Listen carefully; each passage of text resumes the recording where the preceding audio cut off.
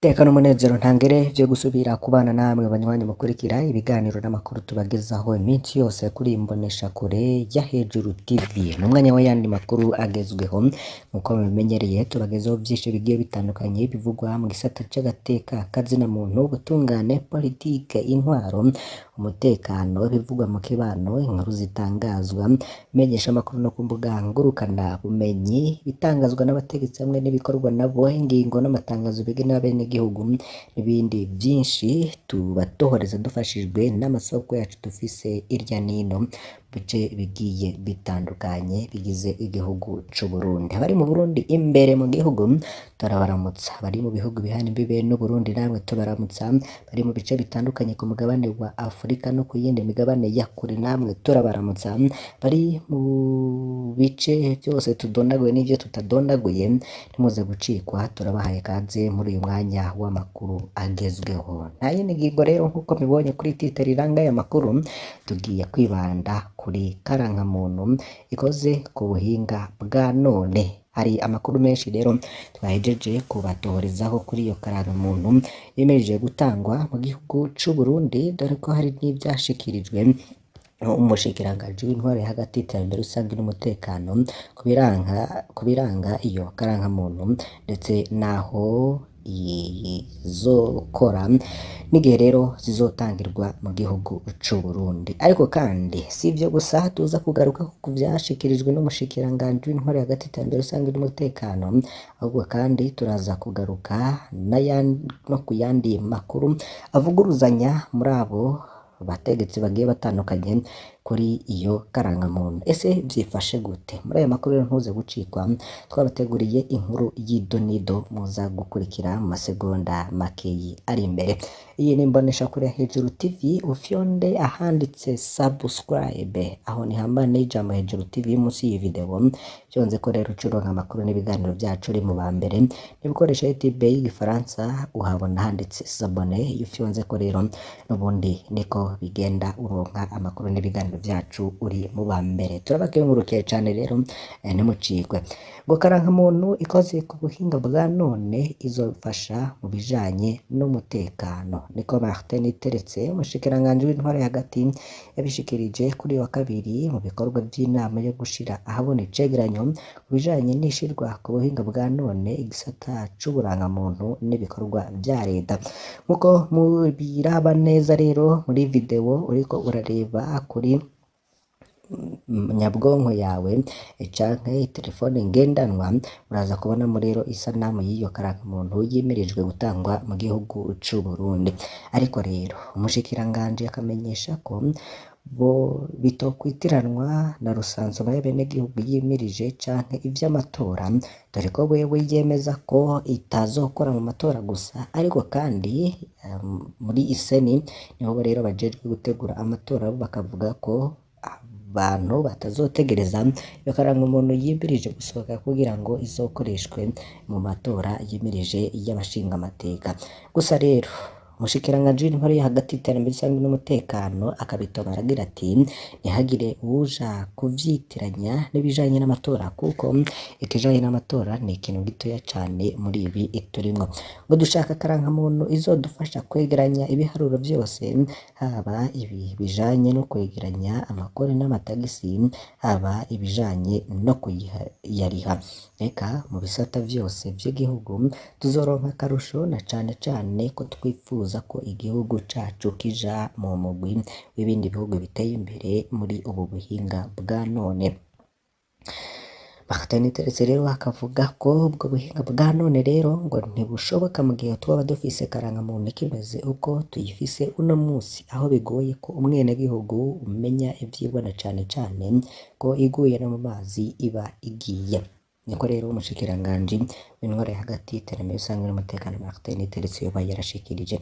Tubibutse ko rero ku wa 8 Kigarama 2023 Gitega ariho haba ibikorwa vya mbere vy'igaragarizwa rya karankamuntu ikozwe buhinga bwa none, yari ihagarariwe n'umushikiranganji Martin Niteretse. Ico gihe yavuze ko uzoba afise iyo karata atazoba akirinda gukenera laissez-passer kugira yinjire mu bihugu vy'akarere ka Afurika y'ubuseruko. Ngo karankamuntu rero ikoze ku buhinga bwa none izofasha mu bijanye n'umutekano nkuko twari yabibabwiye, ariko kandi ngo si yo izokoreshwa mu matora ahubwo ngo izokoreshwa mu bisata byose nk'uko uwo mushikiranganji yoba yarabishikirije. Ikindi mwomenya rero kuri iyo karangamuntu nk'uko yabitangaje ku munsi w'ejo mu ruganda rwo kwemeza icigwa cerekana ibizoba bigize karangamuntu nshasha ikozwe mu buhinga bwa none, iyo karata karangamuntu rero ikazoba yitwa ID for development canke karangamuntu mw'iterambere ry'igihugu. Uko rero bimenyeshwa n'umushikiranganji. Ikindi kandi mwomenya ko iyo karata karangamuntu itiganwa kuko yisubirwamwo, yaratumye rero abanyamahanga baronka ubwenegihugu vyoroshe mu gukorerwa amakarata ndangamuntu bidaciye mu mategeko, ndetse n'abarundi biyandikisha muri etat civile mu ntara iyo bashitse ahandi bakongera bakiyandikisha, bamenyesha yuko iyo karita nshasha izerekana neza ibitigiri vyo muri etat civile. Prosper Ntaurwamiye we akaba arongoye umurwi w'igihugu wigenga ujejwe gutunganya amatora seni, akagira ati nta cizere ko ikarata karangamuntu idasubirwamwo canke biometrique twiteze izoba yabonetse kugira ikoreshwe mu matora y'abashinga amateka muri 2025 twimirije, hazokoreshwa rero karangamuntu dusanzwe dukoresha ubu. Ni bimwe rero twababwiye dutangura ayo makuru ko hari imvugo zivuguruzanya kw'ikoreshwa rya karangamuntu nshasha mu matora yimirije. Prosper Ntaurwamiye rero arongoye umurwi wigenga ujejwe gutunganya amatora seni, avuga ko urutonde rw'abatora ruzokoreshwa amatora ya 2025 ari narwo ruzokoreshwa muri 2026 mu nteruro y'amatora y'umukuru w'igihugu yo muri 2027. Ibijanye rero n'amatora yo muri 2025 byashikirijwe na seni kuri uyu wa 10 ukwezi kwa gatanu 2024 mu nama yahuje umurwi abirwa n'amatora y'abarundi kugira rero barabire hamwe ibimaze gukorwa, ibisigaye rero kurangurwa n'intambwe bizoshikwako. Kuri ivyo birero birabana n'amatora ngo hibonekeza n'amahinyu menshi mwitegurwa ry'amatora yo mu mwaka 2025 ushirwa 2027. Biza rero bigaragara mbere ko n'umugambwe uri ku butegetsi CNDD-FDD washatse gukumira iyindi migambwe na cane cane mu gushiraho ingwate miliyoni 100 kubitoza mu bibanza vy'umukuru w'igihugu. Mu gihe rero umugambwe PRONA banegura ko amatora asigaje igihe gito hatarajaho itegeko rigenga amakomine, hari n'abandi bavuga ko kudatanga ikarata karangamuntu igezweho ku banyagihugu bazokwitaba amatora ngo bari umukenyero w'ubutegetsi kugira bikunde amatora azokwibwe nk'uko vyagenze mu myaka iheze. Abarundi rero ngo barakwiye kuja hamwe ntibabandanye bemera ibiriko birakorwa n'umugambwe CNDD-FDD, ahubwo rero intwaro yabo bayisezerere. Ikindi rero mwomenya nuko miliyaridi 114 z'amarundi hariyo note itegekanijwe gukoreshwa mu matora yimirije. Ubwo buryo rero bukazokora mu matora yo muri 2025 no muri 2027, aho buzovanaho ni mu mafaranga leta izokoresha myaka ibiri iri imbere kuva ku wa w'ibihumbi 2024 gushira 2025 hamwe no muri 2025 gushira 2026. Bikaba rero byarashikirijwe n'urongoye mu rwego ujejwe gutegura amatora seni Prosper Ntaurwamiye hari mu nama rero yamuhuje n'abafise uruhara mu vy'amatora ku itariki ya 17 Rusama 2024. Ntaurwamiye rero akavuga agira ati ubwo buryo bw'imfatakibanza bushobora guhinduka bibaye n'ihindagurika ry'ibiciro biri ku isoko. Yashikirije kandi ko mu Seni wamaze kubishikiriza inzego zibijejwe kugira ngo bavyihweze bavyemeze bongere babishire mu itegeko rizogenga amafaranga leta izokoresha mu mwaka 2024 gushika muri 2025. Nacyo kuvyerekeye abashinga amateka bazotorwa, waramutswa Sena akagira ati hazotorwa abashinga amateka bagera ku 100, bazoba rero bagabuye uku gukurikira: Gitega abashinga amateka 21, Butanyerera n'abashinga amateka 23, Burunga n'abashinga amateka 17, Buhumuza n'abashinga amateka 16, Bujumbura n'abashinga amateka 23. Kugira ngo ube umushinga amateka yo gutegerezwa kuzoba watoye gushika ku majwi 132 n'uduce 866. Ikindi gihambaye rero co kumenya niko yavuze ko ikarata karangamuntu ikozwe mu buhinga bwa none itazokoreshwa muri aya matora nk'uko itazoba iraboneka nk'uko rero twagiye tunabigarukako mu vyo twabashikirije muri minota twatanguyemo aya makuru. Reka rero tugaruke rero ku bindi bigiye bitandukanye, reka turabire hamwe igisata c'umutekano. Muri komine Kibago mu ntara ya Makamba hari bariko basaba ko umwigisha aherutse gukora amanyanga yonyegerurwa akarenguzwa imbere y'ubutungane. Abo n'abavyeyi rero barereye kw'ishure shingiro rya Murambi ritwarirwa muri DCE Kibago. Abavyeyi rero bakaba bashikiriza ko umwigisha Ndayihimbaze Jerome yigisha icigwa ca siyanse et tekinoloji mu mwaka w'indwi yibiye ikibazo kirangiza umwaka umunyeshuri w'umukobwa yigisha aca atako aramushurashuja arinze kumuhendahenda. Ikibazo rero caciye gihagarikwa tegurwa ikindi bimaze kuja ahabona rero uwo mwigisha yaciye ahunga gushika ubu rero ntawuzi iyo ari. Abavyeyi rero bagiriza uwurongoye indero muri iyo komine Elias Ndikumana kuba ariwe yahungishije uwo mwigisha. Barongoye indero rero afatikanije n'uburongoye umugambwe CNDD-FDD muri iyo komine ni Emmanuel Nihorimbere bakaba bariko barakora ibishoboka vyose kugira ngo uwo mwigisha ntahanwe.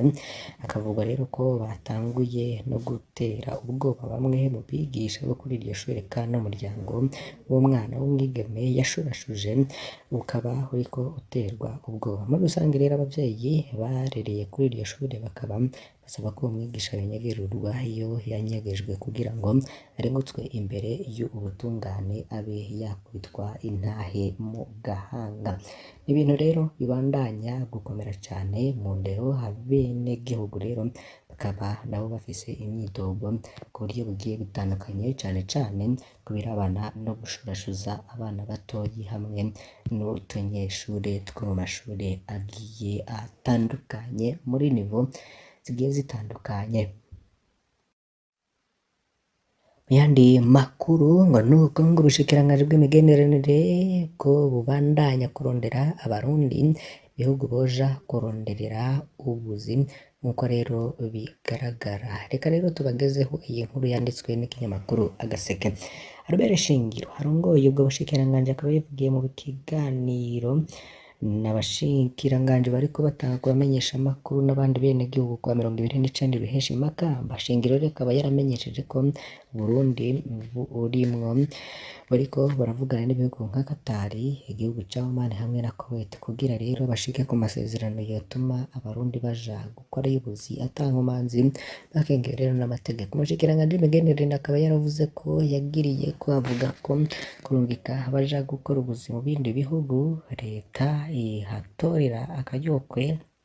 Yatanze rero akarorero ku barundi bashika 6,000 bamaze kuja gukorera mu bihugu vy'Abarabu bikaba bimaze kwinjiriza leta yashika 6,000 vy'amadolari, ariko aya mahera ni make nk'uko bigaragara. Nayo rero kubagirira ibibazo mu bihugu bagiyemwo nka Afrika y'Epfo, Zambia, Tanzania hamwe n'abandi.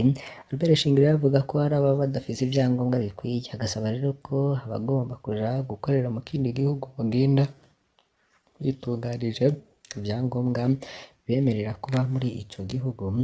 Ibintu rero biruko mu gihe rero abashika 12 aribo bamaze gutakaza ubuzima ku rwaruka rwagiye mu gihugu ca Afrika y'Epfo. Rero inyishu nuko gusinya amasezerano abajayo bakagenda biciye mu muco. Ivyo rero ngo hampande gukengera abaja gukorayo ngo vyofasha no kurwanya ubushomeri na leta nayo ikaba yakwinjiza ayandi mahera nk'uko rero babigarukako. Hari vyinshi rero bigiye bitandukanye n'ubundi vyanditswe bivuga ko ngo birakwiye ko bibanza vyiratiro ko vyerekanwa bigasigurirwa mbere bikandikwa kugira abantu babimenye bashobore kubimenyekanisha kugira rero bihamagare ingenzi. Ivyo ni vyashikirijwe na Domitien Nizigiyimana umuyobozi w'ikigo c'ubushakashatsi ku vyerekeye igisata c'indimi, imico kama n'imibano y'abantu mu nama rero yakoranije kuri uyu wa 2 Mukakaro 2024 bigisha bo muri kaminuza, abashakashatsi, abanyeshuri biga muri master na doctorat hamwe n'abashakashatsi bo muri kaminuza yo mu gihugu c'Ububirigi Université Libre de Bruxelles mu ntumbero yo guhanahana ivyumviro rero ukungene ibisata vy'imico kama na cane nk'ibikwega ingenzi ko vyotezwa imbere nk'uko leta yasibisize imbere kugira rero bifashe mu iterambere ry'igihugu. Professeur Domitien Nizigiyimana akaba yamenyesheje ko bikwiye ko ibibanza vy'imico kama ko birakwiye abigisha, abashakashatsi, abanyeshuri cane cane urwaruka ko babimenya bakabisigurirwa neza bikandikwa mbere bigafatwa amafoto kugira ngo bitume hamenyekana kugira abantu bajeyo bahazi kandi bahishimiye. Ivyo rero ngo bizotuma ngo bashobora no kubisigurira ingenzi hama ziheze zihurumbira igihugu c'u Burundi. Warongoye ikigo c'ubushakashatsi CRELAX akaba rero yamenyesheje ko intambo kama ibibanza n'agakaranga vy'u Burundi hamwe n'ururimi rw'ikirundi ko abarundi bose bahaguruka bakabirata biciye mu kuvyandika hamwe no kubicisha mu bintu vyose bishobora kubimenyekanisha. Nayo rero ku bantu boba babuza abana kuja mu bibanza bimwe bimwe vy'iratiro n'amasumo bakababwira ko ari mu binyamariba canke mu binyamasumo ngo bohava rero bahumirwa, mbere ko hariho n'abavuga ko baronse urusha rwo kujayo ari uko bahejeje amashuri ngo kuko baba baherekejwe n'abarezi. Professeur Domitien Nizigiyimana akaba amenyesha ko abandi bifuza kujayo gutembera kandi ngo n'abanyeshuri baheze amashuri bakagenda muri ibyo bibanza kandi bavayo banezerewe, ngo rero umuntu yoba abuza abana kujayo ngo yoba ariko arabagirira nabi, ahubwo boherekeza abo bana kugira rero babasigurire ivyo bahasanze. Ese mwe mutwumviriza hari uwo bamaze kuja kubabuza kuja mu bibanza vy'iratiro ngo mwohava muhura n'ibinyamwonga? Coba ari ikibazo. Turakengurukire cyane rero ko mukurikira makuru n'ibiganiro tubagezaho, mbasore kandi kugira ngo ntuze gucikwa n'ayandi makuru menshi tuba twabateguriye kuri iyi mbonesha kure ya Hejuru TV. Bane bahezagire.